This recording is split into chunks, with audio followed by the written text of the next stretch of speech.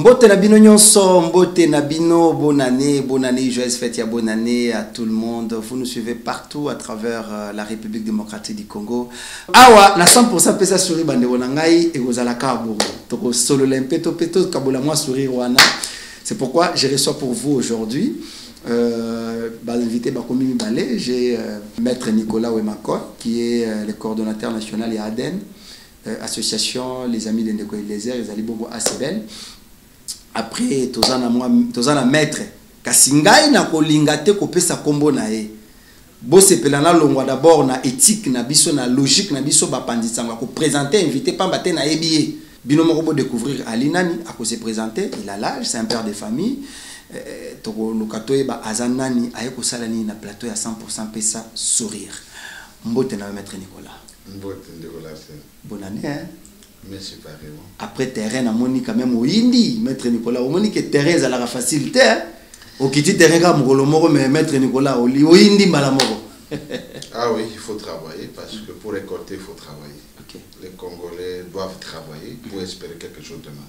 Voilà. OK, nous allons vous revenir moi na mboka mbote na yo. Mbote ndeko journaliste. Bonne année hein. Bonne année na yo pe, bonne année à votre téléspectateur nyonso. Ba téléspectateur atokomia peza mbala liboso ba monayo balandayo ce qui bato bakoki vraiment ko zwa une idée claire. Je sais qu'il est un peu difficile que muto ami lobela yemoko mais s'il faut parler de vous juste moi bref présentation wali nani pe oyekoluka nini na plateau il y a 100% pesa sourire quand bien même les allez qui information et mbela nanga na loba ki comme na découvrir yo na récupérer na pour to éclairer ba zone d'ombre au bato bana ngolo. Merci mingi ndeko journaliste. Comme on a gagné maître Vincent Lonombe, nazali avocat. Okay. Mais awa na plateau na yo, nazali na ye lokola avocat. Je suis venu sur votre plateau. Okay. Et parce que à l'émission précédente, vous avez vu, il y a eu un défi. Vous avez été lancé en tant que journaliste d'investigation par maître Nicolas à ma droite. Sur un candidat, okay. Un candidat gouverneur au Sanko.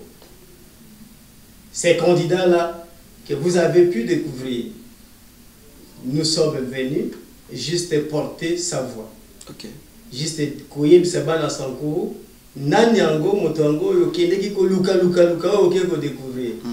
En attendant que ngongaye ko kapo yemoko aya côté de maliboso na ko pa yebisa bango na nazali capable ya kusala ngai nazwaki ningisa ipai na ye pour que na ya liboso ya plateau ya tokomi wapi na émission ya pesa moninga sourire pour que na ya ko meka ko pesa bana sankuru espoir akozwa sourire. Okay. Na mopepe ya sika o ezali koya na candidat gouverneur ya zakoya o tozana likete ya solo ba député provinciaux ba ko pesa ye ba voix na bango pour que sankuru ekende liboso. Ce qu'on va permettre je vous en prie déjà pour te il s'agit de maître Jules Lodi et Mongo. Maître Gilles Lodi et Mongo, oui. Qui n'était pas au départ connu parce que tu as pour un espace Sankuru, tu as Mingi Lambert Mende au Malanga, tu as Vienanga Charles au Koto, mais comme Tangeli Biso à Ebanita, tu as bâti Azalaka Wapi. À Salaka Nini au départ, quand bien même aussi Azali maître, Azali avocat, à Sala Nini, na province ya Sankourou, pour que Abimakara Bouimbala Moko, poup, candidat gouverneur. Solo, Ezamara Moumengi ndeko journaliste, question, Motuna wana ezali na importance makasi. Osité bakombo ya bavie na biso, baleki na biso, bandeko na biso, onyo société wana, pour être bango basala la politique na mokolo na mokolo. C'est chaque jour qui sont là. Mais maître Jules Lodi et Mongo, avocat, je peux dire de renom. Parce qu'en fait, ceux qui ont le but que bateau baye biété, peut-être dans le milieu politique, n'est pas que baye biété. Mais dans le milieu mususu, baté belé baye bié, avocat ça fait plus de 15 ans qu'il exerce la fonction d'avocat.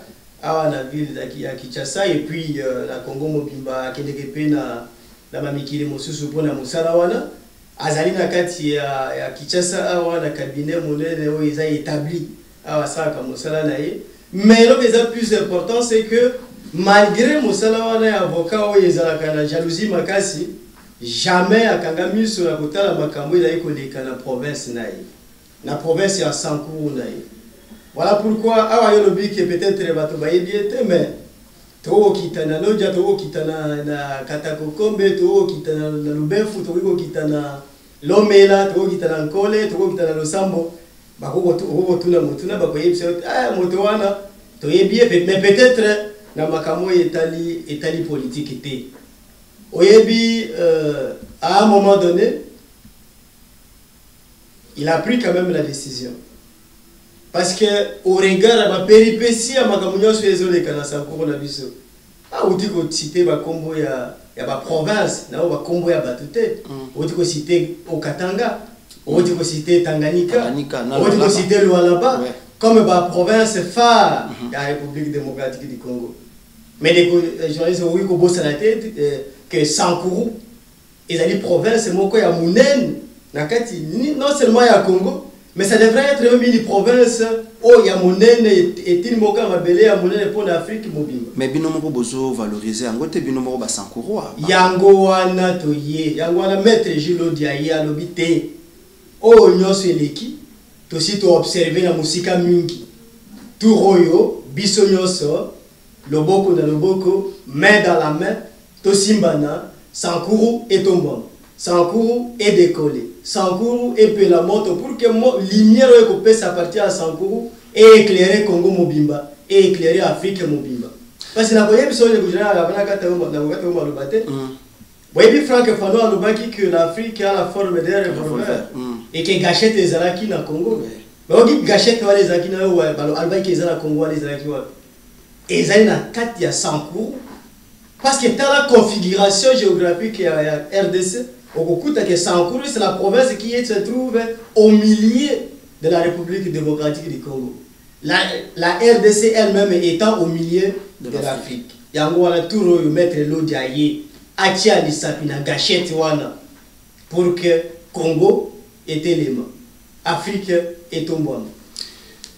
Je pense que Nakosongela yo, mais tobeta normalement mokeli solo na maître Nicolas Pambate, makambo apesa sourire au Nzambe nangai.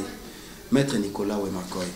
Certes, ils ont un choix pour Taki parce que le baki que pour nous faire sourire, liso talaki au lobby bon province ya Sankourou ils ont na moi passe mais pour nous faire sourire na province wana na moni candidat wana kende lukelanga candidat wana yela na plateau awa po bimisela bino makambo oyo et qui vraiment ko permettre à ce que la population na base au moins sourire siko awa bino bandeko ya Aden nini bo trouver ya malamu na kati ya candidat oyo aza en cours ya course pour récupérer gouvernorat à Sankourou. Merci beaucoup de vos journalistes. Nayoki au vanté ba province Moussous. T'es inventé c'est la réalité, c'est la réalité tout le monde. Oui, c'est une réalité. Moi je ne défends pas une province. Tout le monde province à Kassai central chef de l'état tant commis ba ebisie que bienvenue na capitale à obscurité na Congo. Tout le bateau. Ça to ki kuna na Katanga au mona ke mafuta ezobi makuna. Oui, des journalistes au dit ko vanté ba province, au lobby na province ya Katanga. Au lobby et pas Zoé et pas Sika Zoé Azalaka madame Fifi Masuka Sali, oui, il faut te féliciter Bango parce que les faits sont réels, n'est-ce pas? On ne peut pas contredire les évidences. Okay. Mais il faut retenir que Sankourou est une province historique. Peut-être que le gouvernement de Kiangouane. Sankourou est une province Monko, Oyo et libéré Congo. Comment? Carapona Lumumba? Oui, Lumumba n'était pas le seul héros. Okay. Mais c'est Lumumba seul qui a été reconnu comme héros. Comme les lotos parce que comme les lotos Lambert Mende mais ba maître candidat na biso ba ebanité. Au monde. Okozwa Paul, Okozwa Okito. Bana na bango ba réclamaka, Lumumba n'est pas le seul héros. Lumumba akufa ye makote, akufa na batu. N'est-ce pas? Bato na ba perda ba parents na bango, ils a pona ba faire na bangote. Ils a qui pona Congo. Sankour est une province historique. Mais il fallait que Sankour soit dirigeant à Malam. Parce que dans notre pays, il y a un problème de la gestion des finances publiques. Il faut un leader ou un leadership éclairé. Les gens qui bazoya na kati ya politique, bazoya na kati ya gestion, yemoko yebina ntia de kosalani. Moi je vous ai dit à l'émission précédente, na tunayo ndeko na biso mukumad oya wuti kolongwa na mutu ya province. Oh bo tu ko bundisa kwa longwa. Il paraît que Aden azana sei. Nous sommes les amis de Ndeko Eliezer. Nous attendions à ce que tu aies Aden azo compatir na Ndeko Mukumadi mais to beta masoloana parce que le les a sourire. To pesa sans pour sourire bande. Bisola Mukumadi tout ça la problémité. Mukumadi azo ça la vie na politique, nous sommes en politique. Mais comme acteur social, nous avons le droit d'émettre un point de vue sur la marche d'une province. Je dois vous souligner qu'il n'y a pas un monsieur ou une dame qui a plus de pouvoir au Sankour. N'est-ce pas? Nous avons les mêmes pouvoirs. Que quelqu'un soit ministre, qu'il soit député, qu'il soit qui qu'il soit, nous avons les mêmes pouvoirs. Personne n'a les certificats d'enregistrement du Sankour pour vous dire qu'il peut en disposer comme il veut. Et nous allons initier toutes les actions possibles pour décourager ceux qui veulent détruire cette province. Et donc, moi j'estime que les candidats qui a été présenté par mon estimé distingué confrère, na yeba candidat wana tango azalaki étudiant. Na yebi candidat wana tango apretaki serment.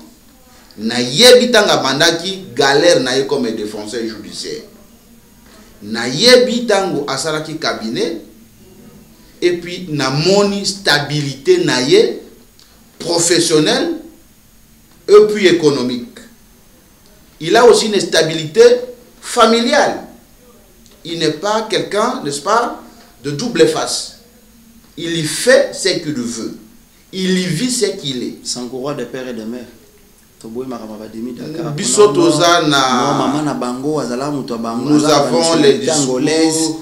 Après, bon, papa na bango, c'est comme si azala mutu maniema, mais akoli na babotami tellement na Sankour, akoli na Sankour.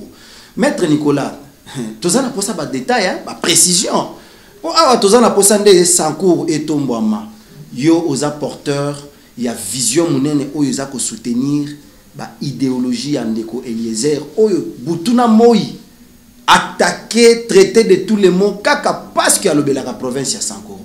Papa Kasenda lobi atuna ye pona nini yo motema mabe boye. Jusqu'au point ya kozala humilié par batonete ba papa Kasende. Pour ne pas citer, pour ne citer que papa Kasende mais siko awa yoana osu risque ya ko proposer maître Jules comme candidat gouverneur au Tinda Kingai yango na memelio ndeko na ngai mettre na plateau pour que to meke mpe ko changer ba téléspectateurs ba découvrir motivation no ezani ni batamina na lisima na yo maître Nicolas ils ont Ndeko Eliezer te Ndeko Larsen, nous sommes contre cette idée que seulement les originaires qui doivent gouverner. Okay. Ceux qui ont détruit Sankour ne sont pas de nos frères de Louba, ne sont pas nos frères Sonk, ne sont pas nos frères de l'Est. Moi, je suis contre l'idée du territoire des originaires. Non. Il y avait un papa là, qui était du Congo central. Jusqu'à sa mort, il est toujours élu député Nagoma. C'est à cause de la bonne gestion. La question par rapport, il est de père et de mère. Moi, je ne me suis pas renseigné sur... je ne me suis pas renseigné sur ses origines. Okay. Moi, je vais mener le combat des idées. Qu'est-ce que ce monsieur a proposé? C'est par rapport à ces idées qu'on peut discuter. Moi, je ne l'ai pas proposé. Lui-même s'est proposé comme candidat. Lorsqu'il a exposé ses idées, nous, on a apprécié juste les idées. On a estimé que si réellement les diseurs seraient les faiseurs, Sankourou sera compté parmi la province, la province. Sankourou peut être désenclavé. Parce que notre province est enclavée. Ok. Sankourou est enclavé. Vous voyez comment à l'aéroport, on transporte un ministre dans un chariot. Parce que l'aérodrome... Dans le 21e siècle. Parce que l'aérodrome était plein d'eau. Non, au-delà de ça, vous savez qu'au Sankourou, il n'y a pas de transport en commun. Il n'y a pas de voiture. Qu'il faut le transport en commun. Le transport, ce n'est pas moto, ce n'est pas vélo. On va vous dire la province de Lumumba, la province de tel, la province de tel. Concrètement, qu'est-ce qu'il y a au Sankourou? Au Sankourou, il n'y a que des discours. Comme le monsieur dit, qui va lier les actes à la parole. Donnons-lui la chance. Donnons-lui la chance. Il dit qu'il peut. Il lui reste que je pense 2 ans. Voyons voir ce que ça va se faire. Ce que je demande aux députés provinciaux, ce n'est pas suivre n'importe qui. Merci. Suivre n'importe quoi. Mettons tous les candidats sur la table, évaluons, et puis faisons le triage. Merci beaucoup, Maître Nicolas.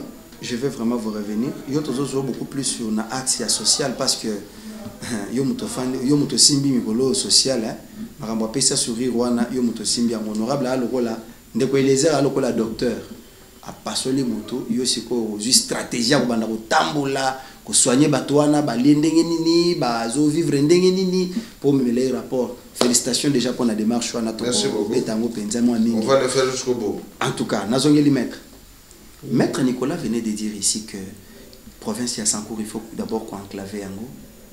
Qu'on enclave? Qu'on désenclave. Parce qu'ils ont déjà enclavé. Bon comprendre, les gens makamba français mutu pasi. Il faut qu'on désenclave yango, province ya Sankourou. Mais le ministre y a transport, voie de communication et des enclavements. Asa fils du coin. Ministre y a affaires étrangères. Asa fils du coin. Pour ne citer que Batoumi Balewana, pour Bazaï Belé, avec tout ce que le pays, la République a donné comme opportunité, n'a pas digne fils à Sankourou. Mais l'élo, côté la que province de Sankourou a évolué l'élo côté, à Nyanyawanya. Fofana Ipenge ne va pas me contredire, il était au Sankourou avec mon ami Géry, où ils ont trouvé que dans Sankourou, ma ils été, courant ils allaient rater, macadam ils allaient rater. Rien ne marche dans Sankourou. À ta terrain, à pas beaucoup de jeunes vont se divertir, ils ont la caté. Insécurité bipaille. Conditions sociales les a bien té. Oh, yo ba prédécesseur ya maître Jules ba koka ko salaté. Quand Stéphane Moukouma voulait quand même que Azwa Bonga, il a des paroles à Lobaka. Il a même séduit, il a séduit conscience ya ba député provinciaux, a séduire conscience ya population sankouroise. A eu bateau de commandement, mais au finish, c'est un peu dur. Ce qui te font ici dans le plateau, oui, c'est que le peuple est éthique. Nini Oyo, bomoni ke bokoki ko sala, koleka ba prédécesseur Nabino. Merci Mingue, ndeko journaliste. Question à les ala motuya makasi. Merci. Au sali une sorte un état délié, en quelque sorte, la situation réelle de la province.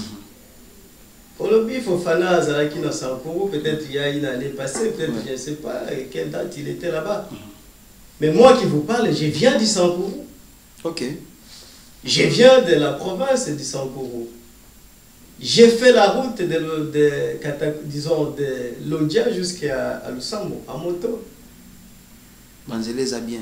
J'ai vu les calvaires que, en fait, nos populations, les populations du Sankourou sont en train d'endurer chaque jour. Vous avez dit qu'il n'y a pas d'eau, il n'y a pas d'électricité, il n'y a rien. Oui. Constamment, les à solo. Dans l'hôpital, il y a solo et alité. Mais question là, les alliés, mais et l'on connaît ni bogi ko ça là au baninga au banikiwa dans la salité. Obino bana bateau magique. Messieurs les journalistes, et l'on a dit bosso garantie la vie du bosso. Au bana Sankourou au base à la c'est que maître Gilles dit ayebi. La première des choses, ayebi ba défi wana nyos.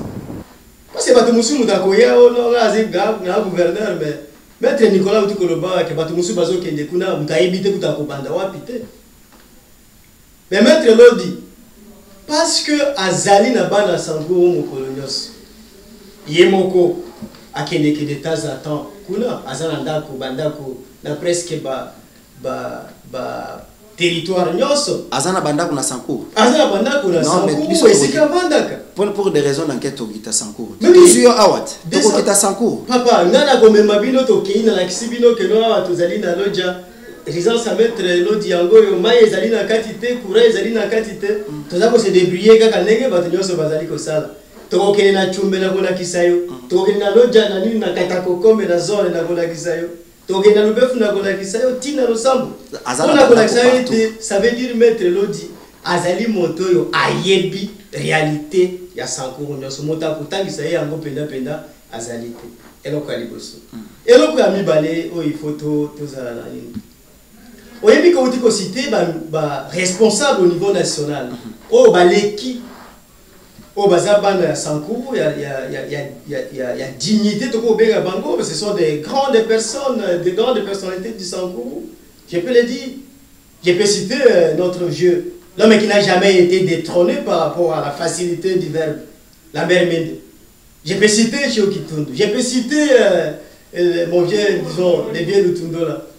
Je crois que c'est les députés les plus intelligents. Il y a l'honorable l'héros vivant, Franck Diongo.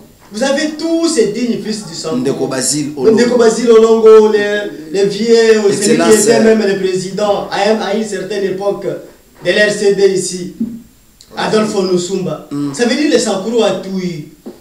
Mais vous voyez que à ta boza à niveau national, ce qui est à niveau local, boza la leadership éclairé té, boza la leadership ou à manager té, boza la leadership ou à biko sala lobbying té, à biko sala plaidoyer té. Ba initiative belé ko leka leka bino ka likolo kaka boyi. Vous allez comprendre le konangai. Mais Maître Jules de par sa profession d'avocat, c'est un homme de grands contacts. C'est un grand manager. C'est un stratège. Mais la plus peut-être à tout naïe à Makassia, ils ont dit que c'est un homme de compromis. C'est un homme de dialogue. Oyebi pour la ligne Sankuru, ils ont chance à vous développer tes canaux nyoso. Raison beaucoup ils ont chaque fois qu'il fallait que État congolais, à ça la likambo moko pour na intérêt à Sankuru. Ceux qui battent Tony Motuna et pas iba responsable, bazaka toujours n'a pas si vous se mettre d'accord. Divergence d'opinion entre les leaders Rwanda et ça rappelle que Sankuru bénéficier à solo bah avantage il fallait à bénéficier. On les appelle malades, il y a espace Grand Kassai. Mais alors, lorsque Maître Lodi qui est en train d'arriver, vous avez dit bah et Maître Lodi Azali, c'est un homme de compromis. Combien de fois ça va te sourire dans la province soit parce que Azali n'a évité ceux qui azalaka na école atangi akoti ça bana ofele comme ndeko nangai vienanga honorable nani honorable ya makambo est-ce qu'azana hôpital ou ya tchaba couveuse a tchapa na sa population sourire. Est-ce qu'il y a une population en charge d'une autre forme pour ne pas sa bango sourire pour tout le balelo que non quand même et ça va bien que Stéphane Mukumba di basalate ba omoka la basalate ba André Tambo basalate oh ya ko sala tous à la quand même tout qui quand même terre à terre pas matin na boy débat il y a plus haut niveau il faut population ba se retrouver na katia vision il y a moi na mboka maître Gilles Lodi en tout cas mais les journalistes là c'est peli mingi ikaboyo lobby.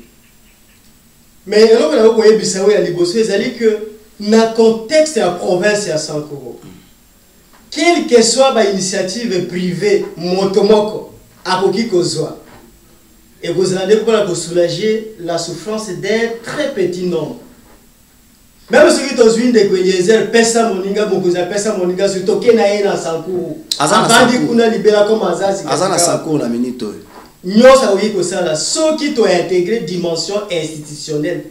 C'est ceux qui ont le pouvoir à l'État pour te poser des actes à grandes envergures pour épaisser sa occasion d'accéder à des services vitaux et des bases élémentaires à l'État et vous avez la PAM. Là, vous voyez que Maître Lodi a une école, a un hôpital parce qu'il a un solo. Mais est-ce que Batonio soit Sankuru va se faire soigner? na hôpital à Sali na par exemple na secteur na et ça moins cher ou bien ça ba biloko luxe. Non mais de toutes les façons et pas il a biso na Sankuru de journaliste. Oui puis que kozwa hôpital les attend na microscope na kati ezali loko la chance. Ah, il faut na kita Sankuru. Là vous comprenez. Alors ceux qui OK ko kuti ata moi centre de santé. Oyo ata microscope ezali pour na ko détecter ata malaria ya pamba. C'est que c'est un privilège. Mais biloko na nyo ezali na niveau ya moto, na niveau ya un individu, na niveau ya moi bozui ya ye moko. Mais awa mettre dans le bité na savoir faire na zanango.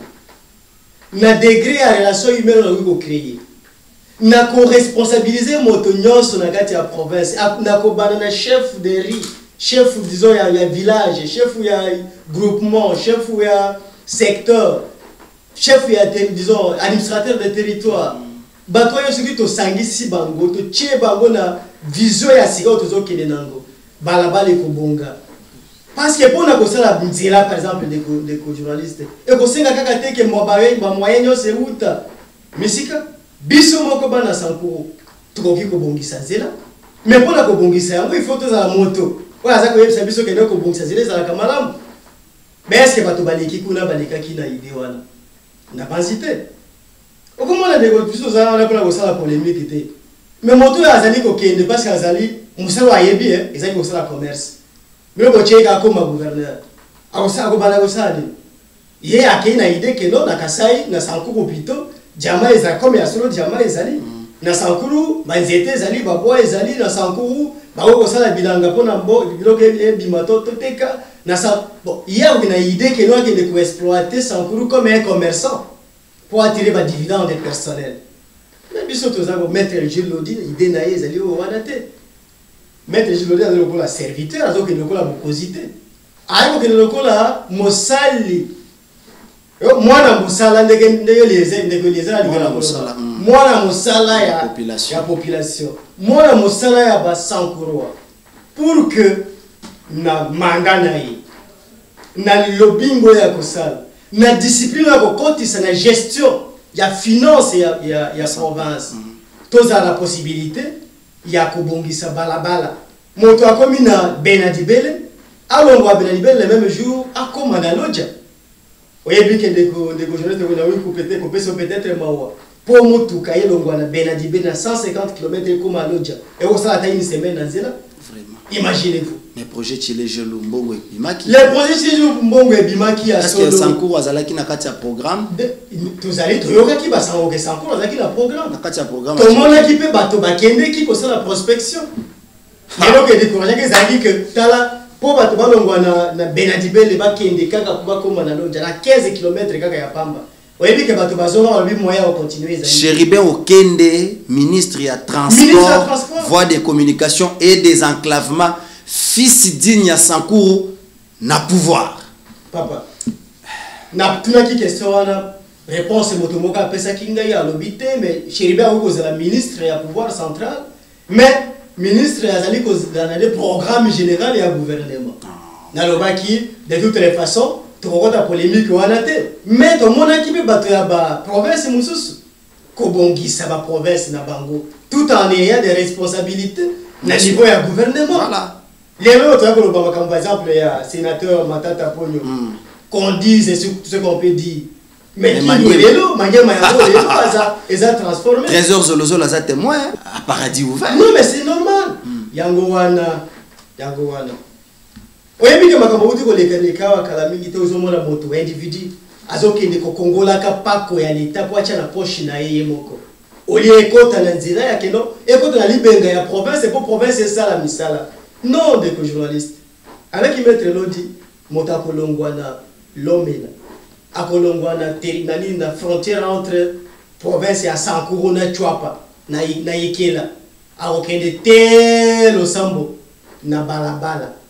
Oyo ekobonga parce que wana ezali rêve té, ça peut être une réalité. Mais maître, na zoyoma muke, avant la coordonnateur ya Aden, maître Nicolas. Yomoko olobit sikoyo makamyo so proposé wana je sais que ezali panango baté politique ni managériale boko mettre en place pour mobiliser ba fonds parce que ko bongisa banzela izo senga misolo Nandimite que maître Jules Ali Penza milliardaire. Misola Nekoutabi. En incliné, na 2 ans Boutikalina. Merci beaucoup de Konangai. Na uta ko ebisoa que quel que soit mbongo individu a kozala nango, akozala capable ya kobungisa province mumbaye moko te na mbongo na yimoko. Mbongo oya Sankuru ezana kati ya Sankuru. Sankuru ezana ba recette. Il y a ba recette administrative qui existe. Ba taxe o ba futaka ezali, ba impôt ba futaka ezali. Vous allez comprendre de Konangai. Dans un premier temps. Mais on y dit que la taxe on a un impôt on a ezali kokota na libenga ya bato za kokota na caisse ya l'état te. Et donc ali bosso yango wana. Et donc ali balé. Yo yebi que Sankuru bato balé ko kolinga okende kuna te parce ba yebi que kuna bato ba soala ka mikolo nyos.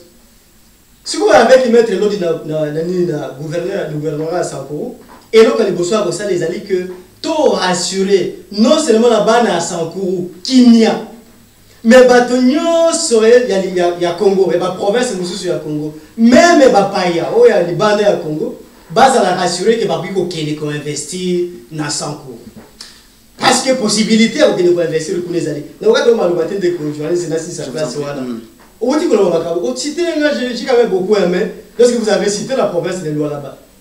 Lualaba est connu aujourd'hui parce que les Lualaba exploitent les mines.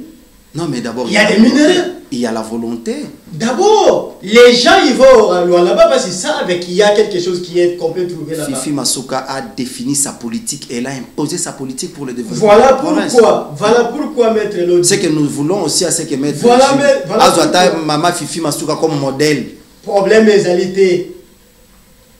Rêve Nabiso. Rêve à Maître Lodi. Et ali que tant que tu as l'émission Oyo. Une année après son élection, que tout ça la moins évaluation. Non seulement du point de vue, il y a réalisation concrète sur le terrain, mais également du point de vue, il y a visibilité à la province. Neti awa, makambo yo lobi awa, caméra ya 100% pesa sourire, ezo kita na loja. Na Sankuru toko kende, po totala, nini maître Gilles Asala, population yo lobi nini. Avant de faire l'Assemblée provinciale, parce que Maître Lodi a chaque jour que institutions est allées malades. Mais les institutions sont faites par les hommes. Bon, les démocrates, il faut avoir des institutions fortes. Mais comment on peut avoir des institutions qui sont allées à vision? Basalité. Il y a un monarque qui est Sankuru comme gouverneur, comme vision exacte, et donc comme salamité. Il y a un monarque qui est Kuna, il y a aussi la fête chaque jour, il y a Okaka. On se passe la fête chaque jour, et pas Naïbaliaka, tabac chaque jour, un boule chaque jour. Champagne Melara. C'est ça être gouverneur. Mais Bissot Tolobiete, tant que Kimia est allé au Kota. Province à Sankuru, et Kozala, poumon économique.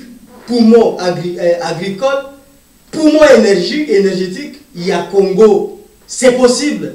Parce que qu'on a découvert même des minéraux, tilelo, n'a pas découvert.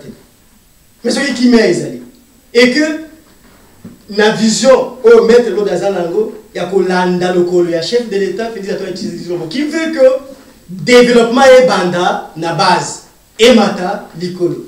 Mais il va investir pas pour qu'il détient la province, va investir va exploiter dans ma condition l'État congolais a définir na va investir province à Sankuru et Kozwa Misolo. Province à Sankuru et Kozwa pour la première fois maître à Liboso et à Macadam. Province à Sankuru et Kolongwa image, il y a moins de congélateur et béba comme couveuse. Province à Sankuru et Kozwa l'otilique et Kozwa Maï. Bah hôpital ya solo ekozala ba école ekozala okolo ba demande les discours man disant ekozala ko la discours ya démagogie c'est démagogie té parce que na émission papa des journalistes maître Lodi trouvé ko partir milité mais j'ai vu dans l'homme la capacité à transformer environnement immédiat naïe et si kanyoso azala. Je rappelle que c'était un villageois comme nous tous. Né, parce que vous avez posé la question de savoir si on a des pères et des mères. Maître Makoy a dit non, on n'a pas besoin de ça. Il est vrai, moi je suis d'accord avec lui, que ce n'est pas l'origine. Mais il y a confirmé dans Sankourou que Maître Lodi était là, 100%. Il est des pères et des mères, s'il faut le dire ainsi. Voyez-vous, à la Motopenda, à Botami, à Koli, à Tanguy école primaire, à Tanguy humanitaire, sur diplôme d'État. Quand on a courage à moi, à Mobali, de à Longwe, Mboka, à Ena qui s'est dans Gonga Oyo, Bitumbezali ko bima entre rébellion à RCD, na rébellion, ni gouvernement a fait des erreurs, disons, Mouzé Kabila. T'as la courage à moi, à Motonega Zui, à mon moqué, à peine 18 ans, à Zui, à Ena qui s'est ça, Bafin Rabiso a de l'autre pour des raisons d'études, il y a solo, à Ena pour des raisons d'études, à Tanguy l'université de Kinshasa. A celui-ci diplôme d'ailleurs, licence en droit. A commis, a sali effort, a commis avocat. Les loyaux. Un grand avocat reconnu. A coquille, a zaté moutisu, a zakou lukanege, a coli, a tonege, a colade, a tonege, a cotambolate, tonege, a colal. Ça veut dire, ceux qui n'ont moni moto, na nenge a botami, nenge a coli, na nenge a commis. Et que les loyaux a lobby, na sali po na ngai moko mo mingi, na sali po na famille na ngai mingi. Les loyaux, Nami Kabilo Kola Liboza pour na Sankourou et Kende Liboso. D'abord, avant de condamner les autorités centrales, toujours condamner nos autorités locales, il faut qu'il y ait une politique claire sur gestion Yamboka, ma priorité. Tu ne peux pas prétendre qu'aux soit d'investissement tant qu'aéroport et alité. C'est-à-dire, investisseur à outil poto, à cause de moyen de transport, il n'y a pas comme à Sankourou. Ce qui a eu Moutouka, à comme après 2 mois. Ce qui a eu bateau et Zaki pas na bisoté, à comme Mandengeni. Priorité n'a pas autorité locale, d'abord, aéroport. Qui tant que Moutazo ou Tapoto a Yenanjil, a eu Ata. Congo Airways. Pourquoi dit Congo Airways qui n'a pas Sankourou? C'est parce qu'il n'y a pas d'aéroport. Et Kokangama, moi-même, je veux à Tchoube. Bazo tindika avion et Kangami, avion et Kangami. Bazo tindika le la 207. Bazo Pine Kangami, bazo tindika pour avion et décoller. Wana papa Kasendaza na Wana avion Yamuke. Boni Boni Congo Airways. Boni Boni avion Moussous. C'est-à-dire, lorsque le province est enclavé, investisseur à Goyate. Comportement wana yako, c'est-à-dire yo responsable ya ndaku olamuki na tongo olobi ndaku etika la salité mais tango ndeko mokonzi mboka Félix alobi non lelo nazokende na ndaku ya maître Nicolas nakende kolia mwa fufu nde nalobi lelo ezenge na kombola ndaku na ngai na lata veste ya bien pona lakisa mokonzi mboka ke na sa propre. On trompe qui? On est en train de tromper qui? Ceux qui ne décochent Ribé à Linga Bongsa aéroport, tout ce temps il était où? C'est un frère avec qui on se voit souvent. C'est l'ami à mon frère Eliezer. Mais lorsqu'il s'agit de sauver une province, il n'y a pas d'amitié. On ne peut pas faire un compromis sur les mauvaises choses. Azalaki ministre à transport, Aza ministre à transport. Yende Atali Makambo Yaba aéroport. Je pense que Yende Moutesengila Tonga aéroport. Non, ce n'est pas le ministre Chéribé qui va construire l'aéroport, mais il doit avoir une politique sectorielle. Ce qui a salé en collaboration avec le ministre ITP. Le développement tribal n'existe pas. Parce qu'on n'interdit pas à un Mukong à qui ne connaît pas l'activité naie, il y a malam na Sankourou. Tokoku interdit Mungala qui ne connaît pas l'activité naie na est. C'est tout comme tout ça. Ceux qui Mungala bénéficié d'un développement ya Matat. Ils ont tribalisme. Est-ce que Batonio se balade à l'hôtel ya Matat? Baza bato ya Yakin? Non. Mokozambo Akena Boujemaï. On a appris qu'il y a même des autorités du pouvoir central. Balali na balabala. Non, mais c'est parce qu'il n'y a pas de maison. Oui, ils n'ont pas construit. Dans Sankour, j'ai appris que celle au côté a construit une maison viable. Une maison viable, un hôtel viable. Mais Maître Gilles, Maître Gilles n'a pas les moyens d'État. Maître Gilles n'a pas les moyens d'État. Il a construit, mais il n'a pas les moyens d'État. L'État est composé d'un territoire, n'est-ce pas? D'une population, d'un gouvernement et de la souveraineté. Ce qui a au Ibi, ce qui qu'on dit impunité, dont les possibles. Tongé loko, ce qui va maman, to Ibambongo, ou tongé hôpital. Ba maman ba komi kosunga man hôpital wana. Ça peut être un vol positif. Oui, oui, s'il faut l'accepter. Ce que tongé quoi les a viables, au sauver vie à mon tout mon corps, l'hôpital nayo. On peut te pardonner. Mais oyo bazwa ya ndenge malam na obayiba basalani. Dans notre pays, on ne peut pas parler de la régie des eaux, notre province. On ne peut pas parler de la SNEL. C'est-à-dire Tozaka Kabato Moko Boui. Trop de discours. Je pense qu'il y a un chef de l'État qui a donc déjà déjà minda. On ne peut pas tromper les chefs. Les citoyens les mieux renseignés dans ce pays, c'est les chefs de l'État. Les chefs de l'État se représentent dans tous les niveaux. Au niveau du quartier, au niveau du groupement, au niveau du secteur. Est-ce que vous savez que l'administrateur du territoire est nommé par le président de la République, par son ordonnance, et il les représente? Le chef de l'État a des services de renseignement. Azana, information générale. La province, on ne peut pas les tromper. Il y connaît. On ne peut pas dire que les chefs ignorent. Au risque de commettre une infraction, les chefs ne peuvent pas ignorer. Les chefs de l'État ont la connaissance de notre province. Et lorsque Bako Kombo, à coup du propre, c'est à ce moment-là qu'il va comprendre que non, ces gens, j'ai les images d'avant mon arrivée. Maintenant, une semaine avant mon arrivée, Bakombo le sait que c'est ça des hypocrites. Ce que je peux demander à mes grands frères du Sankour, ce que je peux demander aux dignitaires du Sankour, il est temps, Mabé Kota, Mabé Zali, Mabé Salama, est-ce qu'il faut encore se juger? Est-ce qu'il faut encore se crucifier? Est-ce qu'il faut encore se condamner?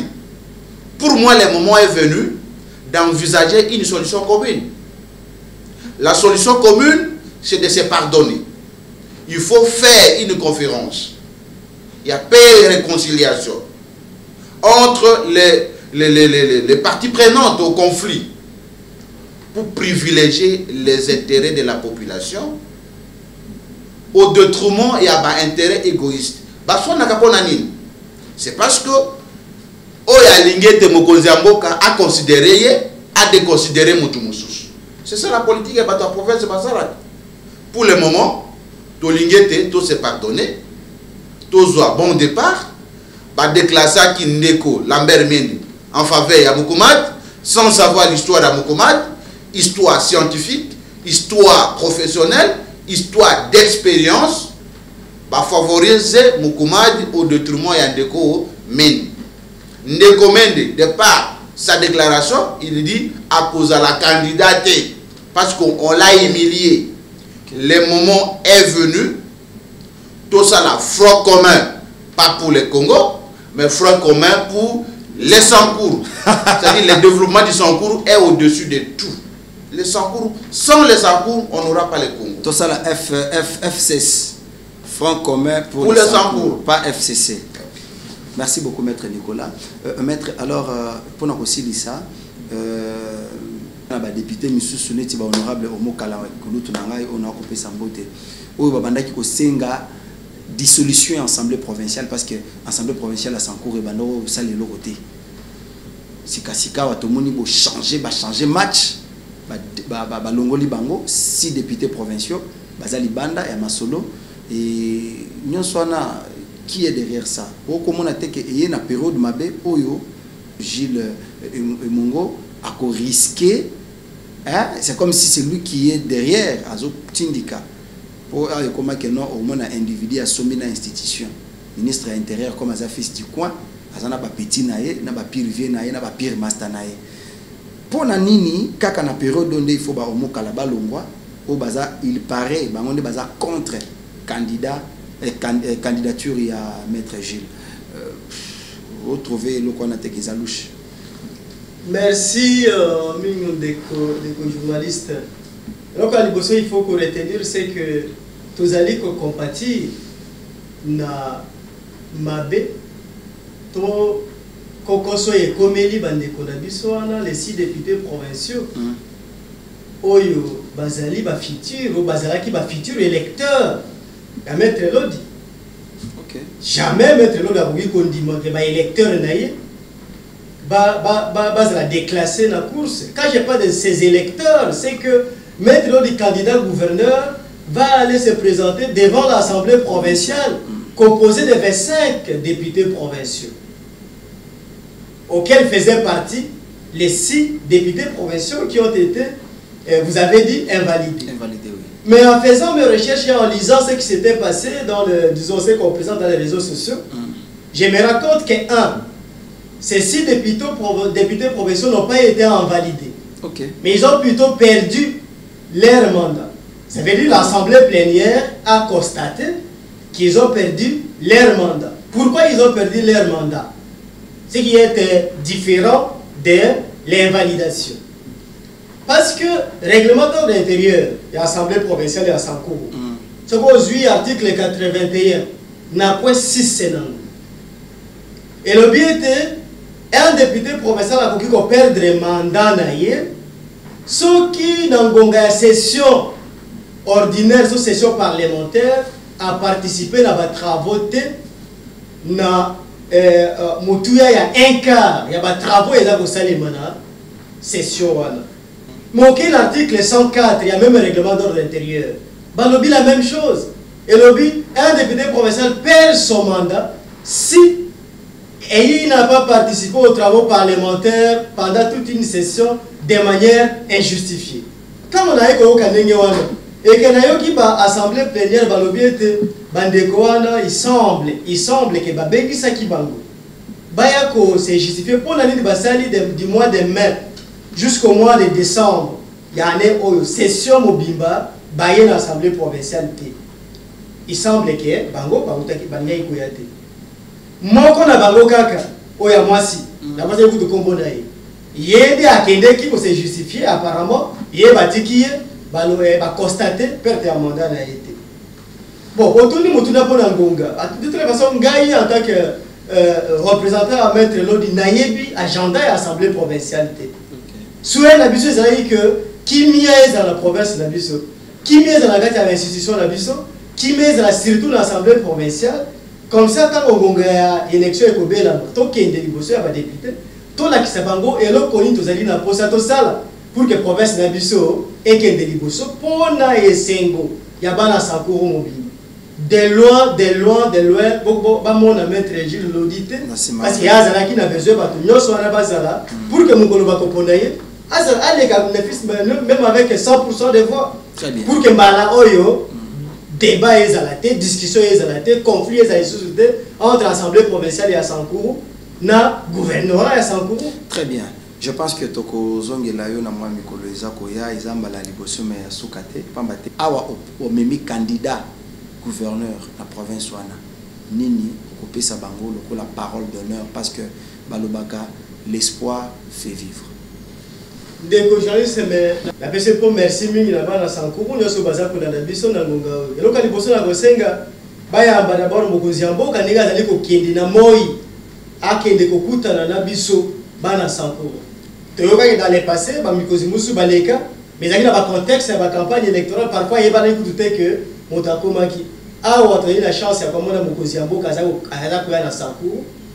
Eh ben boye bisa chef de l'état aye bisabato bazazinga zinga na ye o bazali ko décourager bana Sankourou ko yebisa bango ki élection à gouverneur e kozala te a confirmer biso ki élection e kozala po ete tozwa bakozi ya sika ba ko représenter ezala biso basankourou ya mike o ya se ezala biso bato mususu bazali ko bazali basankourou oyo babima na mikili bango nyoso elongo biso nyoso loboko na loboko na leadership ya sika bokonzi ya sika oyo ezali éclairé oyo kosala ke Sankourou ya solo tour oyo ezwa makoki ya komona na miso ya bato et ya na bokonzi na pesi kombo ya maître Jules Lodi et Mongo.